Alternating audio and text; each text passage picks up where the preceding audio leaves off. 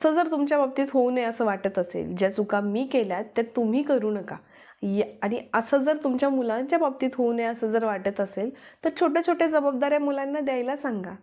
अभ्यासाबरोबरच मुलांना ह्या आजूबाजूच्या व्यावहारिक ज्ञानाची सुद्धा खूप गरज असते, आणि ते आपल्याला आपल्या रोजच्या आयुष्यातून, रोजच्या दैनंदिन जीवनातूनच आपण देऊ शकणार आहेत. वेगवेगळ्या अनुभवांमधून मुलांना देऊ शकणार आहे.